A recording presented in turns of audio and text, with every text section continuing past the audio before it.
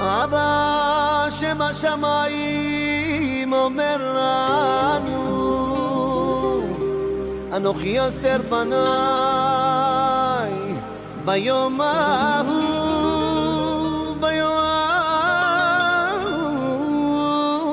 ביום ההוא אבל רב נחמן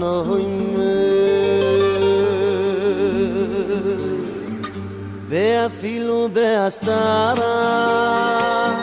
שבתוך ההסתרה בוודאי גם שם נמצא השם יתברך ואפילו בהסתרה. איך אני אכיל את החוויה הזאת? מה אני ארגיש? מה יעבור עליי? אם זה יעבור בקלות, אם זה ייגע בי, אם זה ידכא אותי, אם זה כל כך הרבה רגשות שאי אפשר להסביר בכלל. מה שמקדים במסע לפולין זה שזה מסע אל הלא נודע. אתה לא יודע מה המראות והקולות יעשו לך. אתה לא יודע איזה בן אדם אתה תחזור משם.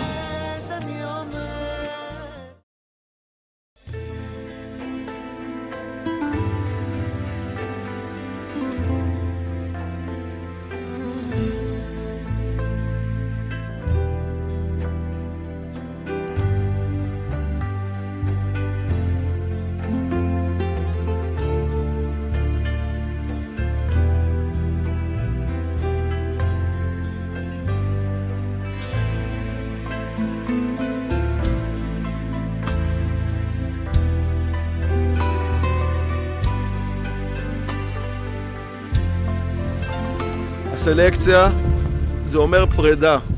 רוצה רק לחשוב, שתעצמו עיניים ותבינו מה זה פרידה. פרידה זה לא שאני מסיים את הלימודים ואומר לחבר היי ביי ונפגשים מחר בבוקר. זה לא שאם יש לי חברה, ההורים חוצים עליי לחזור הביתה אבל מחר נפגוש אותה. פה פרידה, משמעותה פרידה סופית. כשנכנסנו למתחם של תאי הגזים במידנק, הרב חגי סיפר סיפור על ילדה שאיבדה את אמא שלה, שבאמת קרא אותי אישי וגם את כולם. רציתי לזרוק את עצמי על צווארה של אמא בשמחתי, וגם להביע בפניה את אהבתי ואת האמון המוחלט בכל מילה שאמרה. חיפשתי אותה בעיניי בתוך המון אנשים במקלחת, אבל אמא לא הייתה בשום מקום. התחלתי לחפש אותה בלעד גובר, הבחני בבהלה, בבת הדודה שלי, בהלה, אבל אמא לא הייתה. איפה אמא? שאלתי. הרגשתי רעד בראשי, גרוני נחנק, לא יכולתי לבטא את פניה המדוכאות. אחר כך היא השפילה את ראשה, ולמרות שאמרה זאת בשקט, שמעתי בבירור. אמא, איננו.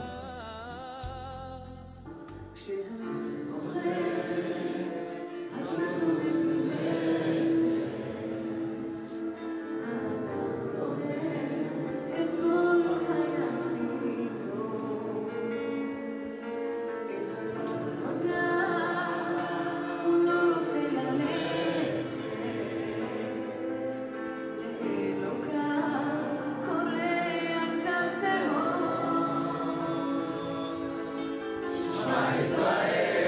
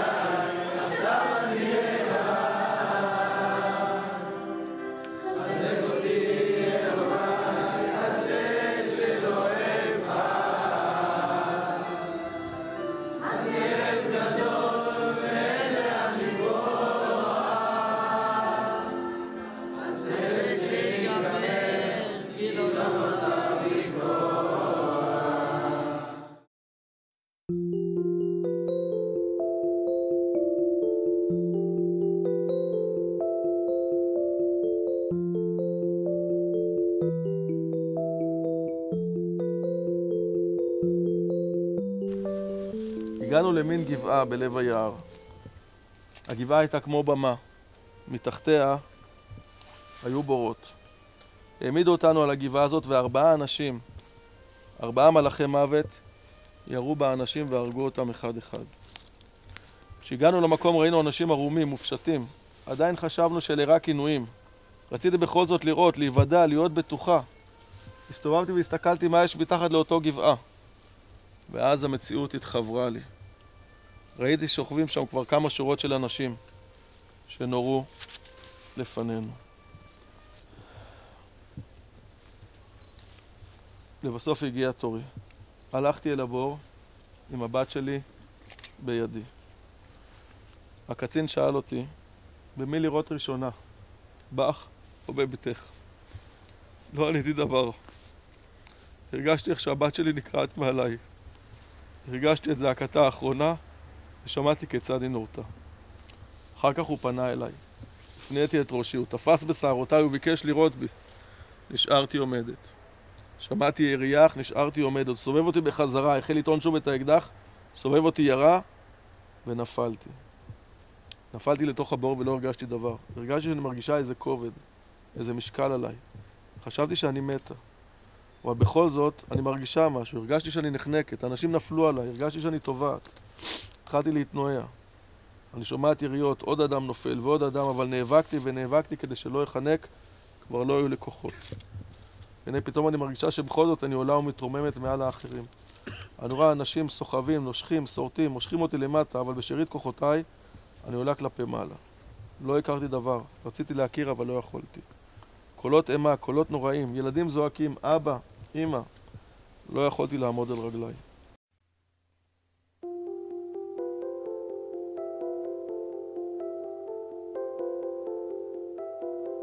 כי ראיתי את דרכי נעלמת ביער סבוך בין קירות חורשים ובתוך האדמה המדממת רגליי ננעצו, היכו שורשים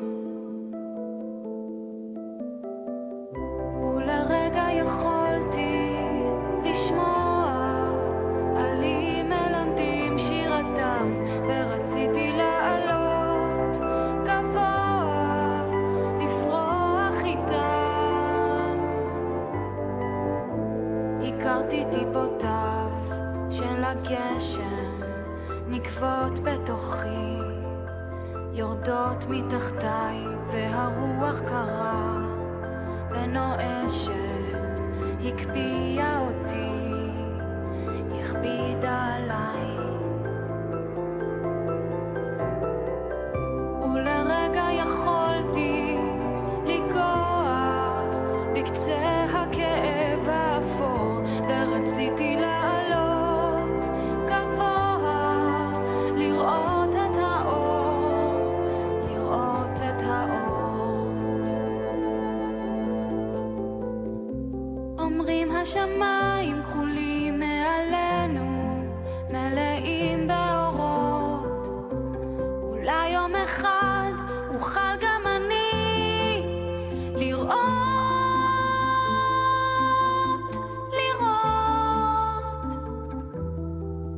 ונפלתי לארץ בשקט, עצמתי עיניי, אטמתי ליבי.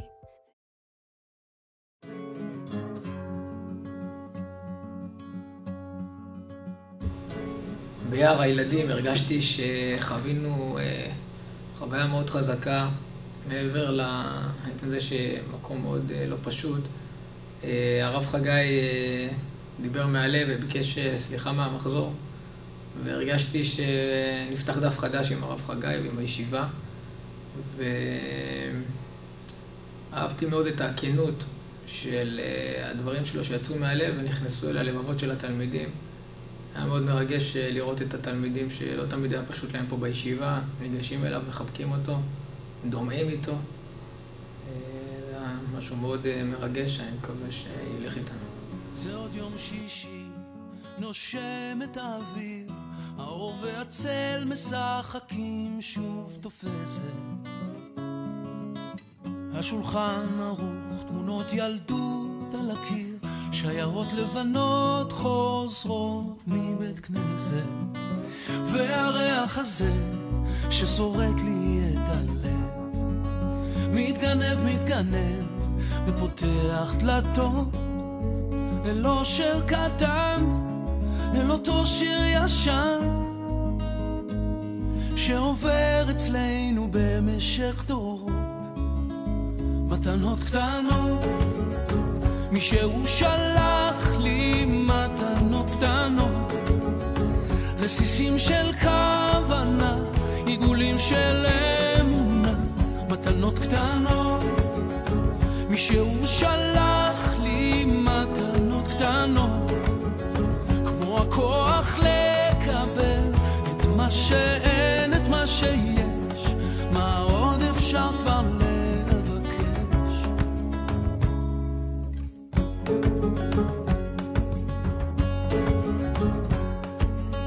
זה עוד יום שישי, מרפסת ועיתון, השמש כמו הדאגות לאט נמחקת.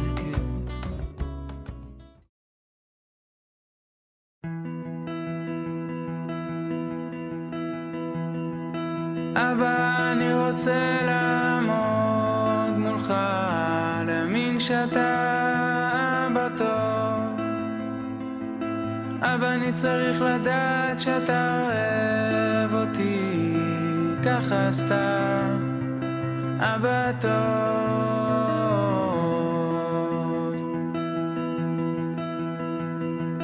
אבא, אני רוצה להיות בטוח בכל ליבי.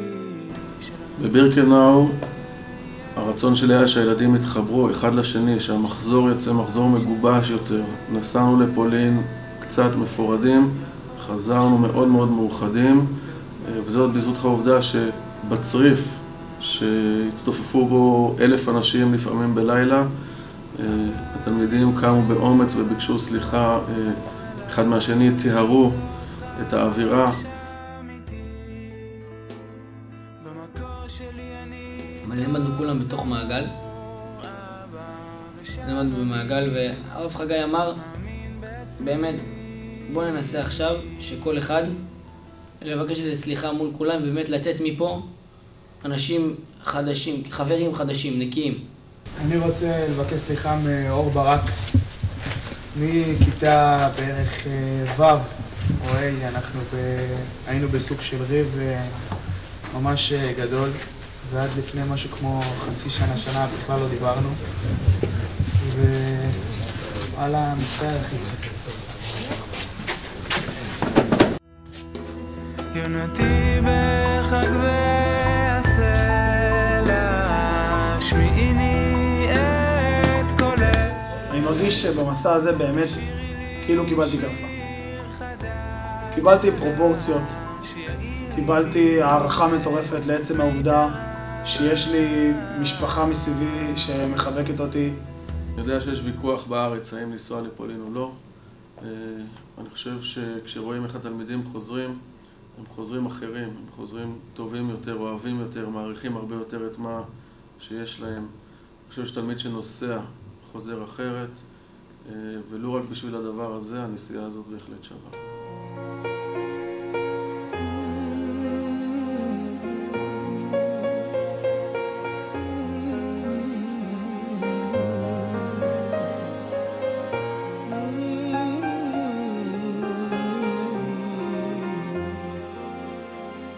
ראיתי כוכבים שמאירים את העולם ועם הזמן נעלמים.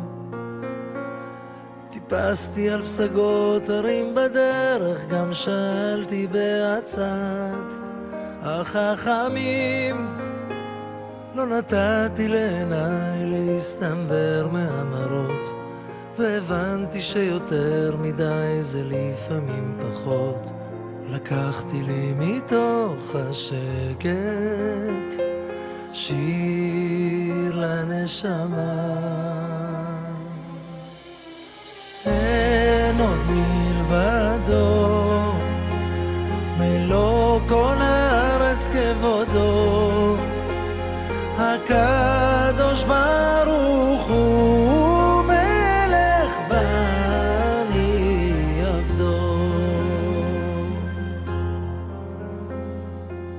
מלחמות אל מול היצר, כמו מדבר צמא למים, אדם נכנע, ושוב הנפש מבקשת לה מסתור מתחת לכנפי השכינה.